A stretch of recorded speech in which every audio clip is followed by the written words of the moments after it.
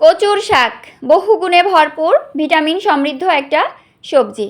তা আজকে আমি কচুর শাক রান্না করেছি কিভাবে আপনাদেরকে দেখাই।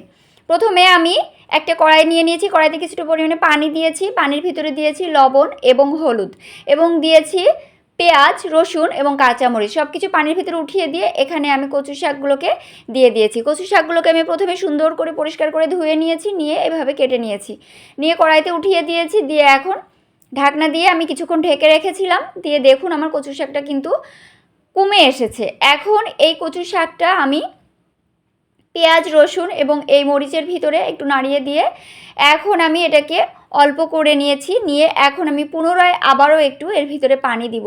তো দেখুন আমি পরিমাণ মতো পানি দিয়েছি, কচু শাকটাকে সুন্দর করে সিদ্ধ করে নিব। কচু শাকটা রান্না করতে একটু পানি লাগে, কারণ কচু শাকটা প্রচুর পরিমাণে পানি টেনে নেয়। তো এই যে কিছুক্ষণ আমি জ্বালিয়ে নিয়েছি, নিয়ে সিদ্ধ করে নিয়েছি। দেখুন আমার পানিটা কিন্তু শুকিয়ে এসেছে এবং কচু শাকটা কিন্তু সুন্দরভাবে সিদ্ধও হয়ে গেছে।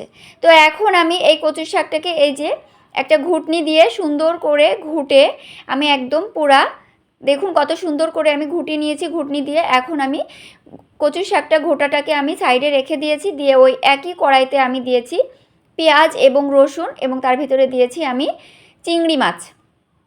তো সবগুলো আমি সুন্দর করে লাল লাল করে ভেজে নিয়েছি। এখন আমি এখানে কচু শাকটা যে ঘুটে রেখেছিলাম ঘুটনি দিয়ে, এটাকে আমি উঠিয়ে দিয়েছি। দিয়ে এটাকে আমি অনবরত নাড়তে থাকবো যতক্ষণ না পর্যন্ত কচু শাকের যে তরল ভাবটা আছে সেটা শুকিয়ে না যাবে। তো দেখুন আমি অনবরত নাড়তে থেকেছি এবং নাড়তে নাড়তে আমার কিন্তু এটা খুব সুন্দরভাবে পানিটা শুকিয়ে গিয়েছে এবং ফাইনালি আমার কচু শাকটা কিন্তু কমপ্লিট। তো এই ছিল আমার রেসিপি।